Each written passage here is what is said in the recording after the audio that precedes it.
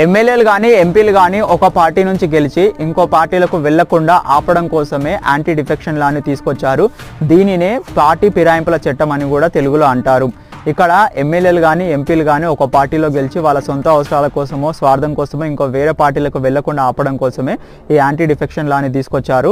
దీనిని 1985 సంవత్సరంలో 52nd constitutional amendment act ప్రకారము మన రాజ్యాంగంలో 10th షెడ్యూల్లో చేర్చారు.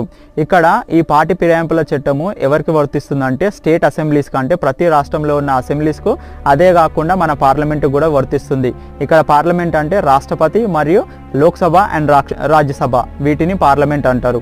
ఈ పార్టీ ఫిరాయింపుల చట్టము ఒకరు ఒక పార్టీ నుంచి గెలిచి ఇంకో పార్టీకి వెళ్లకుండా ఆపడం కోసమే ఈ పార్టీ ఫిరాయింపుల చట్టం అనేది తీసుకొచ్చిర్రు. దీనినే యాంటీ డిఫెక్షన్ లా అని కూడా అంటారు. దీనికోసం నేను ఫుల్ వీడియో చేస్తాను. మీకు ఏమైనా డౌట్స్ ఉంటే కింద కామెంట్ సెక్షన్లో నాకు తెలియజేయండి.